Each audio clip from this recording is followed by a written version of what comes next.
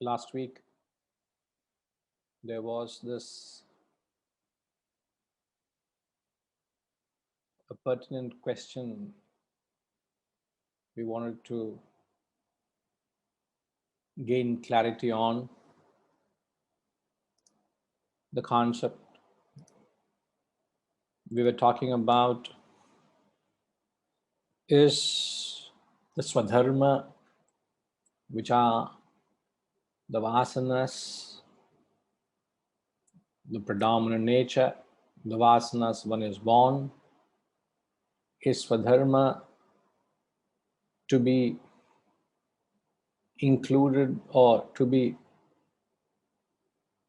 does it fall under the prarabdha vasanas or does it fall under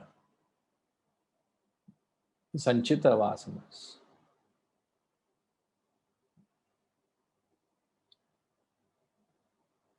I hope you can recall this question. The Swadharma, does it fall under the prarabdha vasanas or the sanchita vasanas? I hope you had a chance to ponder.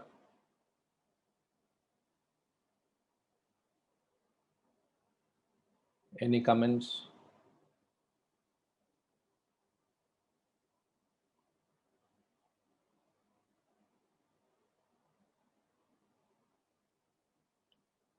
Yes, Surinder Garu.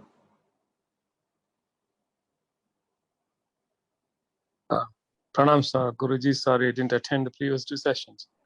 No problem. Good to have you. To respond to your question, sir, based on my understanding of this implication, lecture based on Swami Jyotirmayananda on this subject. His comment was, your own awareness and assessment of what you are capable of becomes your dharma.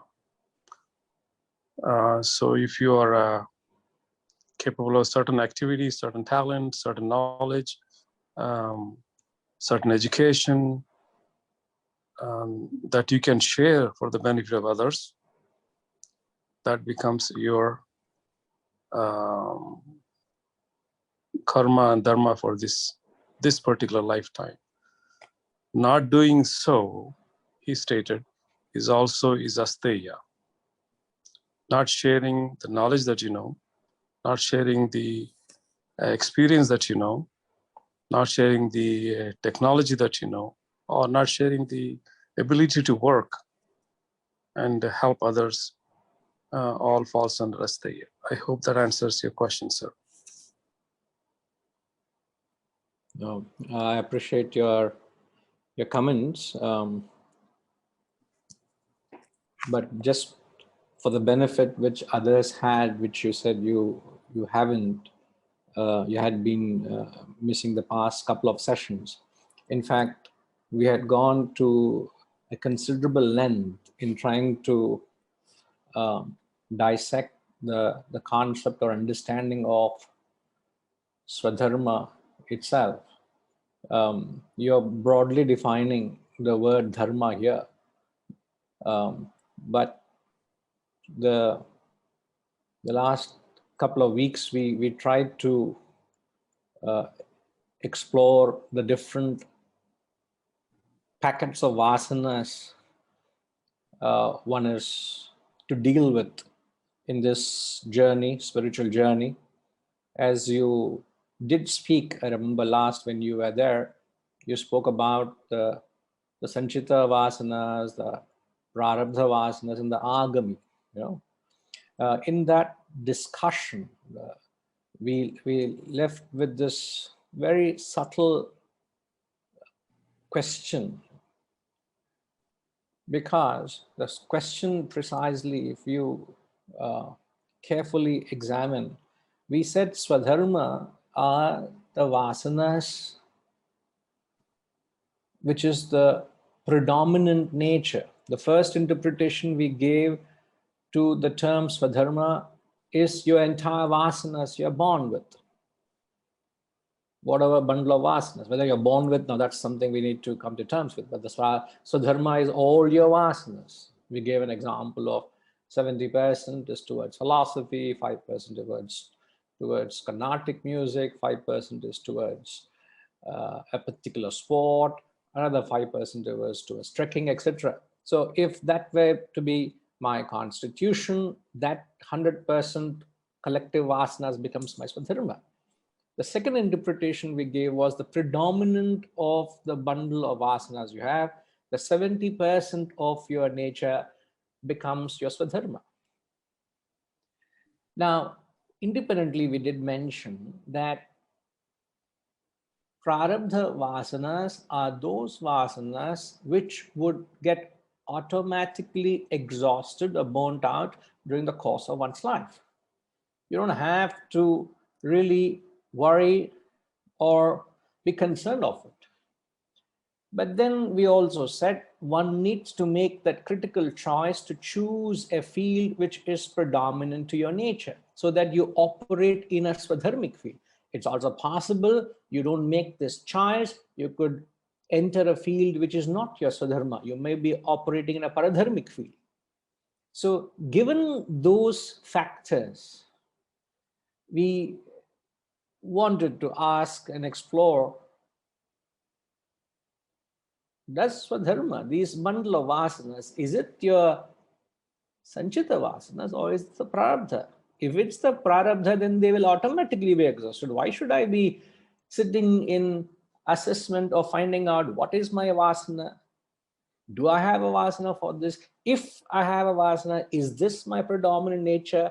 And then choose and enter a field so that I am true to my dharma, true to my nature. All that discussion doesn't come because they're automatically being exhausted. They will anyway be burnt out. So where is the question? So keeping these dynamics in mind, we wanted to give a little attention to this question. So Dr. Garu, just perhaps, so there's a little more to the backdrop. Perhaps I thought you should be brought to little up to date because there were a little finer points we all deliberated on, you know. Okay. RPG.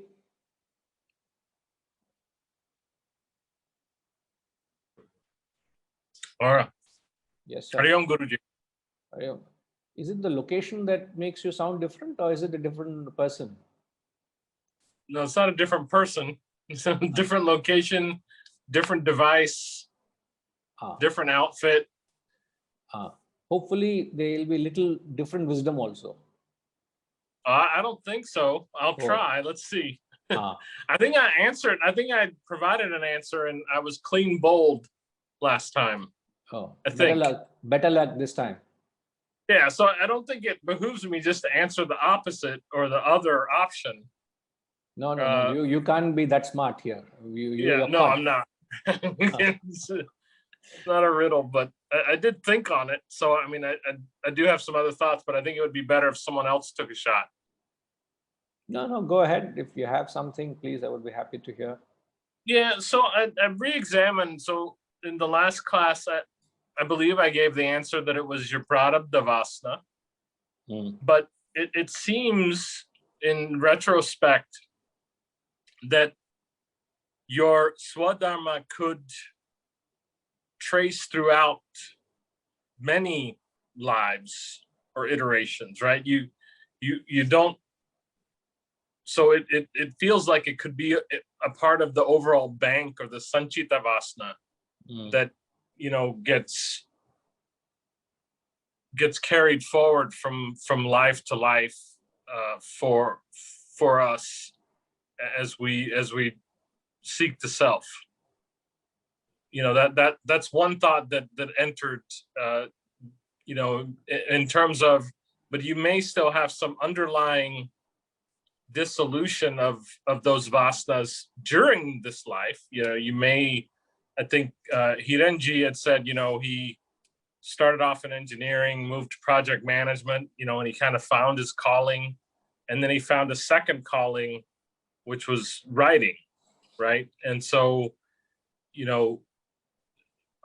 I'm not sure what his Swadharma is, but, some of that element of his overarching nature, whatever predominant nature, it maybe gets exhausted in this lifetime. But it still carries forward as your Sanchita Vasana. All right. I think you have a very valid argument, because here we are talking about a considerable amount of effort in examining your own nature, in trying to identify, in trying to qualify what is the predominance, what is the influence of that particular vasana, and in case there is a conflict with any other vasana in me, am I to consider this or that? So there's a lot of deliberation to do. So I agree with you. I think you've considered a safe option of going to the other, but I think it's the location that's made the difference. It's nothing to do with any serious thought you have given to it, but you may claim that I will clean bowl there also. No chance. It's only the location. Yes. Yes, Mr. Srini Kumar.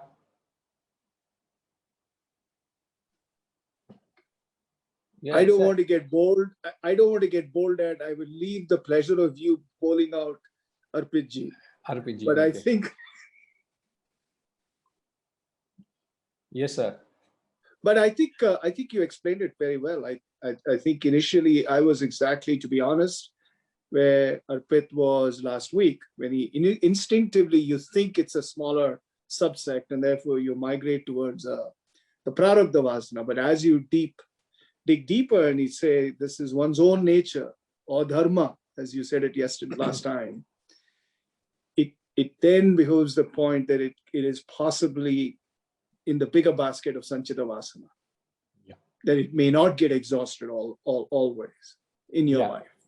Yes, it may not get exhausted. So because if you have not chosen a field, it could be, there could be that undercurrent still, that nag. Is that what the word you use, RPG? The nag element would be there in your life, So, see, I don't forget things that easily. So that nag has been nagging me, So, yes, so it's most likely that it could be under the Sanchita. But really, it really shouldn't matter to us, because the prarabdha are anyway going to be exhausted, and you would not know which is your prarabdha or which is your Sanchita. So that is my initial thoughts. You could always inquire, not with the spirit of challenge, but with the spirit of trying to gain clarity. You can even challenge, because we are only trying to expand our understanding here, but just trying to, the pros and cons, if you analyze it, it seems to be this way. Any other comments by anybody? Yeah, Vijayji. Pranam Guruji. I'm slightly confused in one aspect. Prarambha vasanas start with the birth. I mean, we bring it along. Yes. And if I'm not mistaken, the terminology is prapta vasanas, which are acquired. Prarabdha. I mean, my Sanskrit is poor. No. I don't. You're just rushing through that word. Prarabdha. Prarabdha vasanas, which we acquire as we start our lives through experiences, if I'm not mistaken. Not at all. In fact, you're completely wrong. Prarabdha vasanas are the vasanas which are not, it's not that they are acquired. It is the vasanas that you're born with, and they get exhausted from the moment you start experiencing life. as I said, let's say the gender you're born with, you're born as a male or a female, that is also determined by the prarabdha vasanas. So you're already starting to burn off that particular vasanas you're born with. It's not something you acquire with experience. No. Once you acquire with experience, it's called agami. Okay. Yes, sir. No, my real doubt is if Swadharma develops during our lifetime, if the vasanas develop during our lifetime, uh, when would it ever develop? I mean, in the sense, if we are going to create vasanas by our experience during our lifetime, and one of them becomes our Swadharma and not what we are born with, when would we ever be aware of it? I mean, as children or at a younger age, we don't have that many experiences to go through to have a certain specific vasana set as a predominant vasana. Now, see, That is the instinctively I feel that it is something which you are born with, which you have explained. I'm not saying no, but when will we ever develop the real Swadharma if you are not born with it? no, it is not something you develop with it. See, what we must understand is the Sanchita Vasanas are running parallel along with your Prarabdha Vasanas. That freedom or free will we have to tap that Sanchita Vasanas. That is the difference between a life of a human and an animal. An animal has got a restricted development. It is just meant to exhaust the bundle it is born with. It exhausts and it moves on to the next embodiment. So it lacks that free will to tap the other resources of vasanas, either to add or to deduct. It doesn't have that freedom. But as a human, the Sanchita is running parallel with the Prarabdha vasanas. So having got some understanding that the Swadharma, or the predominant nature, is the parallel vasanas with which you can tap. Now, in the course of your life, let's say you develop a new vasana. If I understand you correctly, you may have a new vasana. It is not that it existed in that parallel vasanas, the Sanchita was running along with your Prarabdha. You have entertained a new vasana. It's very, very difficult to come to a logical conclusion that something I have entertained a vasana becomes so strong and predominant that I have to reconsider my field of Swadharma itself. If you have developed a new fascination, a new vasana, a new interest for something, it's certainly you have added to the backlog of the Sanchita. And if that desire is very strong, it will start surfacing in the subsequent birth. Or if there is an avenue for you to explore that passion, you may satisfy some part of it, but it can't become the predominant, because already the pre-existent force needs to be attended to. This momentum which has been acquired from the previous births, as Arpitji had said, you already acquired that, so that needs to be addressed. It is just adding to the flow, but it can't change the course of the river. You're talking of changing the course of the river. That will not happen. The course of the river is flowing because it had a momentum.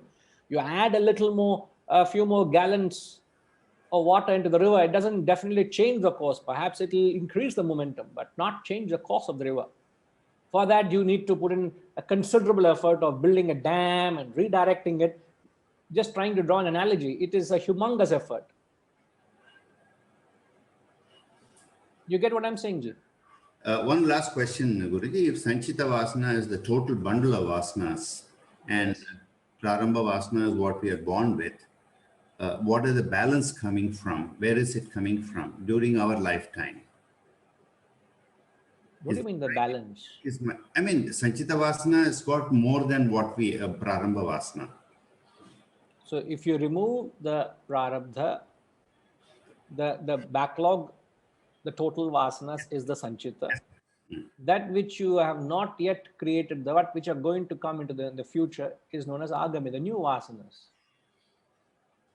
So the real test of a spiritual life is how do you deal with the parallel vasanas, which we call it as sanchita vasanas, which is the total vasanas. Because with your effort or lack of effort, even for effort, either way, you want to make that 1,000 vasanas, let's say 100 is the prarabdha, the 900, in the course of your life, you can make that 900 into 300, or you can make the 900 into 2,000. Even that requires a lot of effort, because you are adding more fuel, you're creating more vasanas. That was a lot of effort. Okay. Thanks. Does that clarify, Ji?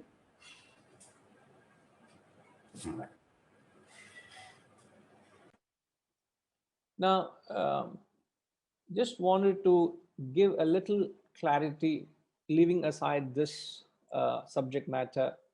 Do ponder, come back if there's anything bothering. Now, we did mention last week, concluding part, we did mention that it is very important, it is in fact, it's imperative that you choose a field which is according to your predominant nature. It's imperative. The first principle of life is to operate in a field which is your predominant nature. We could call predominant nature, your Swadharma, as something which you love doing, which you love to do it, you like to do it. It's your predominant like. Like if you ask me, what I like to do is this, is to be into this philosophy, to be in this field. This is my Swadharma. Now, that is only the one part of the choice you got to make. So the first is to choose a field which is your predominant nature. Now, second is the real crux, the real spiritual aspect comes in. For example, let's say, as I know Reddy Garu is a businessman. He has got vasanas for business. Dr. Surendra Ji, he has got a vasana to be a doctor. He's a profession as a medicine, as a practicing doctor. Now, just because you have a vasana for business, you have a vasana to be a professional, Srini Ji may call himself to be a golfer. Okay, never mind. We will give you that title. No, never mind. Don't try to be so modest. Never mind. We will call you as a golfer. You have vasanas for golf. You are a sportsman. Just because you have vasanas for business or profession or sport, does that mean you can't be a spiritual man? Does that mean you can't evolve spiritually? Does that mean you can't attain self-realization? Does the field of activity determine or define you?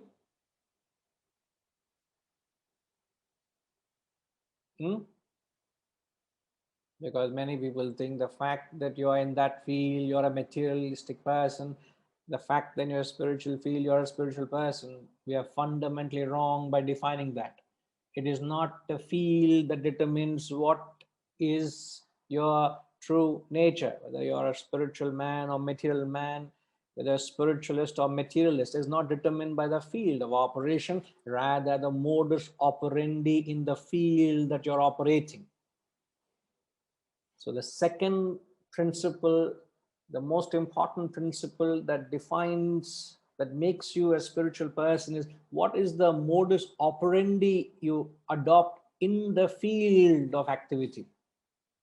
First is to choose the Swadharmic field, which is your predominant nature. Second is how you're operating in that field. Now, how do you operate in the field? There are 2 points. First is having chosen a field which is your predominant like, thereafter you do not operate on your likes and dislikes. a thumb rule of action. The thumb rule of action is having entered a field which is my Swadharma. Thereafter, I don't operate on likes and dislikes. What do I operate on? I operate on reason, discernment, and judgment. I do what I ought to do, what is my obligation, what my intellect tells me to do every step of the way. So the modus operandi in the field is do what you ought to do, not what you like to do. If you do what you like to do, okay, what's wrong in doing what you like to do? You may be doing what you like to do. What's wrong with that? Anupji.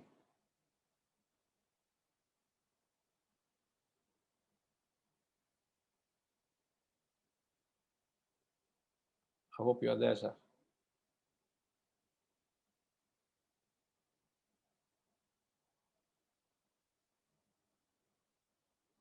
What is the danger in doing what you like to do? In having chosen a field which is your predominant like? What's the danger?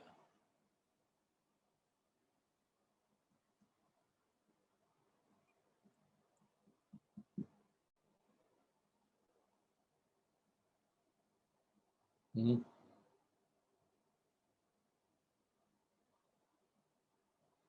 Most of the time, people are operating on their likes and dislikes.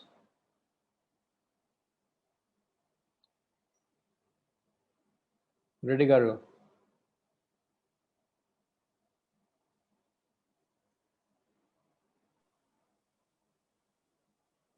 Pranam, Guruji. Yes, sir. Yes, in a corporate context, Guruji, like as you rightly said, having been chosen that you need to be operating the business, then the individuality of the likes and dislikes to be less dominant. Then we create a vision goals, which is the one where it has been going to be in a constant involvement to the everyone to achieve that. If it is being operated at an individual level, you may like and you may dislike it when the situations doesn't be in line with you. You may drop that. So definitely having been got into that, and you need to be operate irrespective of the likes and dislikes, because that's what our Swadharma, or whichever may be the manner in which it has been made us to be part of the particular goal.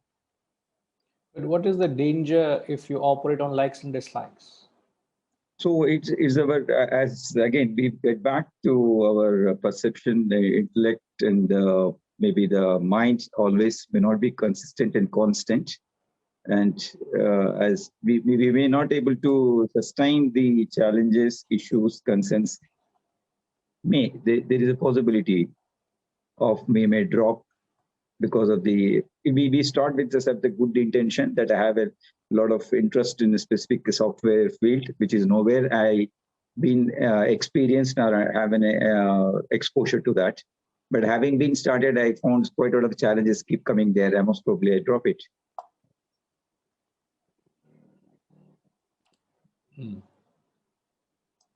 I don't know whether I'm able to make sense to the context of the point.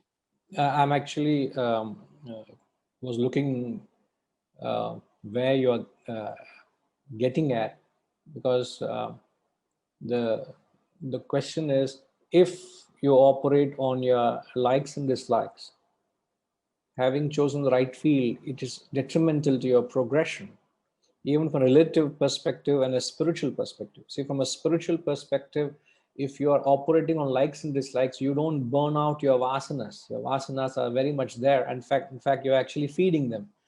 You're not burning them off in the context of the discussion of vasanas. And in a practical sense, in an applicable philosophy, when you do something which you ought to do, thereafter your action is doing the right thing at the right time. It's not the right action. A right action is done at the right place at the right time. If somebody needs, current situation is, Perhaps somebody needs material resources to get treated. There was a case, in fact, a person went up to an acquaintance, a friend, and sought help for his father to be treated. And he encouraged and he said he will help. He promised, in fact, that he would be of help.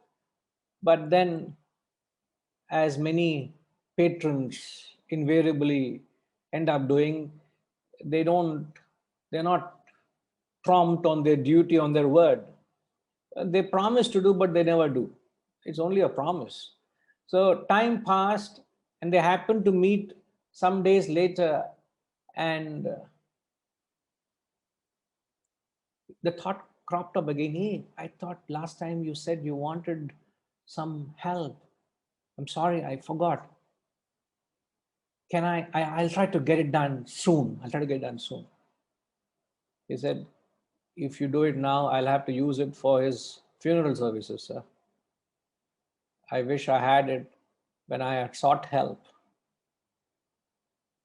You're operating on your impulses. You're not doing what you ought to do. An action it becomes potent when it's done when it ought to be done. Otherwise, it becomes redundant. It's no use. So what you're obliged to do, that is determined by the intellect. Like if I allow my impulses to do, and if I got up this morning and if I ask my mind, how do you feel like today? My mind says, I don't feel like getting up. I don't feel like going for the class today because I had a disturbed sleep. So just send a message to everyone. Guruji's mood is not good today. There will be no class. And those who has to send the message across will put it polishedly, that for certain unavoidable reasons, the class has to be cancelled. Apologies for the inconvenience caused. But why did I cancel? Because I'm not in a good mood to take the class. Now, am I to consider how I feel like? Reddy Garu, would you accept that? Whether you may feel to do it, you may like to do it, not like to do it, better get up and do it, man. You have a duty to do it. So you don't fall a prey to the mind's impulses. I may like to eat an extra bite of chocolate, but I know I ought not to. That's where Guruji, I made a point that like our mind guide and misguide based on the circumstances on the day-by-day events. So when we have the vision, like you have a very clear goal that you need to attend the class, you need to make that. So the goal is supreme in terms of in making the requirements. Correct. The rest all follows. That's what I meant to say. Perfect. Now, perhaps it didn't come out as clearly as you said, but your thinking is right, sir. Okay. Thank you. Great, sir. Yes, G.B. Rao Garu. Jai Gurudev. Namaskaram. Namaskaram. The likes and dislikes comes only when we have that the thought flow is only the thought, which is when you love between husband and wife, or father and son, or friend and any brother or sister, the conditional love, it starts the problem. That is likes and dislikes. The conditional love, she respects, I will respect. She obeys my order, I will obey. This type of conditional is the one which is creating, which is same Kama, Krodh, Moh, Lobh, Mada, Matsalya. All these things comes back. And the purpose of our life, which is repeating again and again. So unconditional love only can keep the duty continuous, the doing the work without any unconditional love. Is a black or white. The type of things will not come either like or dislikes. So is unconditional love. Very sorry to say, sir, we are at a level of only conditional love. Our love for you is little more now because of your kind gesture, Otherwise, Yes. the love was little less. Now the love has become little more. For the benefit of those who are not aware, G.B. Rao Garu has extended to share his the produce of his wonderful organic fruits. So he said, all those who are in Hyderabad will be sent fruits, door delivered. Even during this lockdown, he has extended his love and warmth to the entire Wisdom family. Sorry, only in Hyderabad. Huh? RPG, don't give me your address, please. It can't come to US. Ashama, it can't come to Bangalore. Vaidyanathan, it can't come to Chennai. So please forgive us for that. Manigaru, it may not come to Chennai for now. For now it starts with Hyderabad. So because of that, our love for you is little more, sir. What to do? We are all conditional love. We all have got. No, very sweet of you, but I understand what you're saying. But sadly, we all operate on mind. And as a parent, we should do what is our duty towards a child, not hoping what a child would reciprocate back at times of need. He or she may not, but have I done my duty? In fact, the term duty is so dwarfed in its spirit, because we are not living up to that spirit of duty. A duty is done, as you rightly said, without any axe to grind. In fact, duty are, when you perform duty, such actions are selfless actions. When you do something because it is your dharma or duty, then it becomes selfless. Otherwise, it is a motive.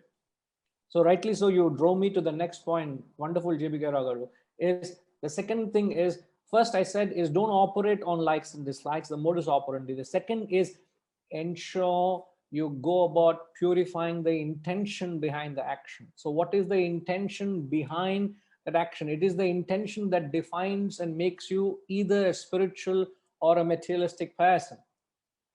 So what changes in the course of your life? Your Swadharma doesn't change, but what changes is your attitude you bring to the performance of action. So am I having a sattvic attitude? Am I having a rajasic or a tamasic attitude?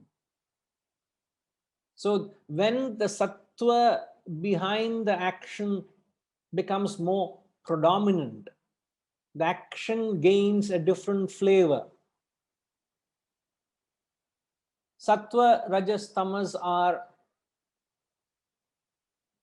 every integral part of every person, but the proportion of these three differentiates all of us. With reference to the action, what is the sattvic attitude? Sriniji, what is the sattvic attitude you can bring to the action? You perform the action, I think, selflessly without expecting any return or a reward. So you do it with the utmost effort in your best. That's the way I see it as. You're not expecting a return or a reward for the action. But I've already said that. You're just merely repeating what I said. You have to say something original, Sriniji. Okay. No, your thinking is right. You're very right to say that. There's a beautiful saying: every calling is great when it is greatly pursued. Every calling is great. There's nothing as something which is right and wrong.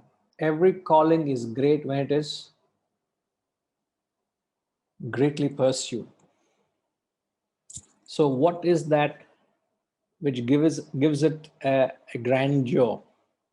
What is it that gives it a lift? What is it that gives it that purity? It is that sattvic nature, and the sattvic attitude to the action is to operate in the spirit of service and sacrifice. And as in the Gita, I've said this, but it is worth reiterating because this defines your personality. It's attitude that defines the personality. The field only defines your dharma. How you operate defines who you are. How you operate defines who you are. And what is the sattvic nature you bring to the action is to live a life where you eat the remnants of sacrifice. A sattvic person eats the remnants of sacrifice. Remember these words, it must resonate in your sleep. You eat the remnants of sacrifice. A rajasic person is one who cooks for himself, but he eats sin. So when I'm acting, am I thinking of my own well-being? Am I thinking of my own self-centered interests? That is rajasic. Tamasic is you eat without producing or contributing. Stenaha, a person who eats without contributing. You take something without contributing is a thief. Something is coming your way, you take it, you're not even grateful to it. You're not even thankful to it.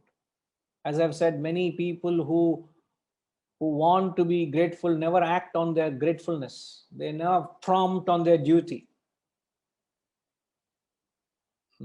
Tamas is you take it for granted. You eat something, you enjoy something without producing.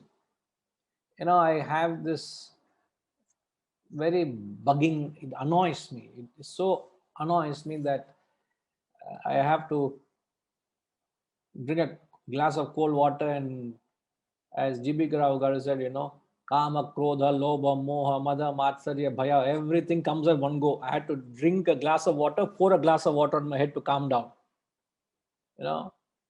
Every morning I see people in the locality I'm living in, I see people going with a small basket, plucking flowers of others, from others' compound. And I know of a particular gentleman who I've known for the past, I don't know how long, donkey's years I've been living here. I've been seeing that person. I know the family. That man goes door to door. He even comes to the foundation also. And that's not the complaint. You can come and pluck. Comes to every house and fills his basket of flowers much before people have woken up. And I see that, by 4:30, he is on the roads picking up flowers. And I know what his real worth. Because when he wrote his will, I was one of the witnesses. He called me because his son and me are childhood friends. And here is a man, I was shocked because, in fact, not that I wanted to know. I went and wrote the witness signature, but he made me sit and he told me what all he has and what all he is given to his first son, his second son, and what all is given to his daughters. Sweet of him. And as I said, we grew up in the same vicinity, for so many years. And here is a man who's got that fortune, but he doesn't spend 20 rupees to buy the flowers for what? Arpiji, what is he plucking the flowers for?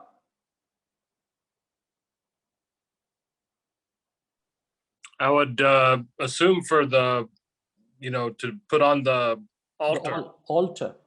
Yeah. It's for an offering to the Lord for your daily prayers. You want to steal from others' homes? It just costs you 10, 20 rupees to get a substantial basket of flowers, which you can do. Even that they don't want to. Even that. And then we have issues. People who are in the community, they have properties worth millions, but they wouldn't want to give you 200 rupees for maintenance. You can't, you want to enjoy something, you don't want to part with that pittance. Look at that grossness. And that grossness, the tamasic nature has a stench. This is the spiritual stench. Please don't stench, spiritual stench. The stench. Stench, anything you can add, anything that reminds you of the stench you use. That tamasic nature is a spiritual stench. You've got to bring in the flora and fauna into your life. Make your life pure. All right. So I bid adieu, bid farewell to verse 21. I bow down to verse 21 of Bhajagovindam. We will proudly move on to verse 22. Reddy Garu, At last, we have moved on, sir. Hariji, please don't. I really want to move on. If you raise again, it will not. I can't move on. Okay, parvala. Adagandi, sir. See, they're not allowing me. Reddy garu, don't blame me. I'm trying to seriously want to move on. Yes, sir. Guruji, when we act based on our likes and dislikes, that weakens the intellect. And to be in the spiritual path, we have to strengthen the intellect. While we are talking about prarabdha and sanchita vasana, our free will plays a very vital role, because that actually we don't have to always go through the prarabdha vasana. I still can remember that I got blasted when I brought Duryodhana in my example. I might again do that. If you keep reminding me of it, I might again do that. I am forgetting, you're reminding me again and again. I am developing a vasana for that now. So to at least part of to come out of the prarabdha and sanchita vasana, at least partly, we have to use our free will. No, sir, free will is used every step of the way, every walk of your life, every action, there's free will. If there is no free will in a human, you and I are living a life of restricted development, which is of an animal. I brought that comparison, haven't we? We are an animal. Then there's nothing you and I can do. If a mad dog bites me, it is my prarabdha. If I have to live, I live. Why should I go and get myself treated? If I've got corona, if I have to live, I live. If I have to die, I die. Why should I get any treatment? It is a life of restricted action. Nothing you and I can do. Free will is what that defines and separates us from other living beings. So why are we highlighting only with reference to this? That is understood. We only said that, yes, we use this so that, because there is no free will applicable with reference to prarabdha vasanas. They are anyway bound to be burnt out. They will be burnt, guaranteed exhaustion during the course. But then if you live that kind of a life saying that this prarabdha vasanas are anyway going to be burnt out, then it's an insipid life. It's a life of an earthworm. What is the difference between an earthworm and us? You get what I'm saying? So that free will, as you rightly said, gives us the possibility to completely knock off all my vasanas and attain realization, moksha, this janma. Yeah. Do you have that much of conviction? As Reddy Garu said, that ideal, if you have conceived self-realization as the goal, what does it mean? I must not create fresh vasanas. Two things I got to do. I should not create fresh vasanas. I must knock off my existing vasanas. And how do I knock off? First, enter my Swadharma, operate on intellect. Don't operate on impulses. Purify the motive. Now, how do you also exhaust the vasanas? Is by transforming the nature of your attitude. Transforming the attitude from selfish to unselfish to selfless. There are three types of actions you can perform. So choosing the right field and changing the attitude and operating on intellect. If you do these, you will knock off the vasanas. This is precisely the free will or the intellect we got to use.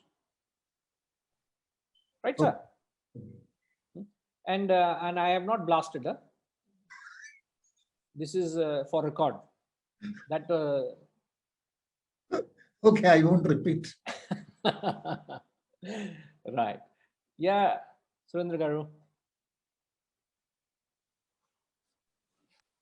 Guruji, I appreciate very much how you explained in the last few sentences the overall concept of the karmas and what we can do.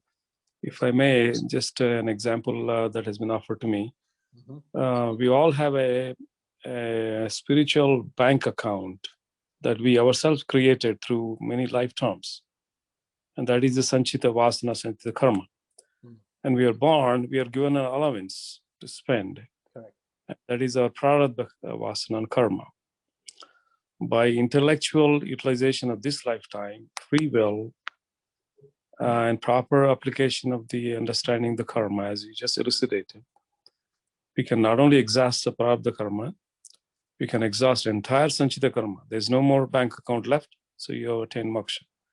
But by inappropriate utilization of this lifetime and inappropriate use of the free will, we can actually add more to the sanchita karma. So you have more lifetimes to run out. Or you can diminish the sanchita karma, so you may need a fewer lifetimes to finish. I hope and that offers some clarity on what you said. Yes, the example helps. Always examples help to seal an understanding. So it is rightly clarified, sir. Yes, so to become a spiritual pauper is attaining enlightenment. Spiritual pauper is where your bank balance is zero. We may not like the word to be a pauper, but it is much to be desired here.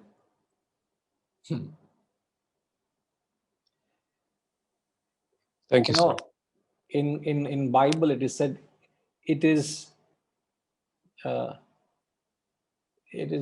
difficult for a rich man to pass through the gates of heaven, it says.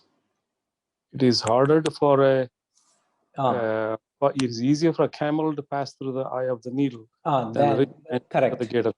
Correct. It's difficult. It's easier for a camel to pass through an eye of a needle than a rich man through the gates of heaven. Yeah, this is the complete phrase. So what does it mean there? It sounds so alarmingly ridiculous. It says easier for a camel to pass through an eye of a needle.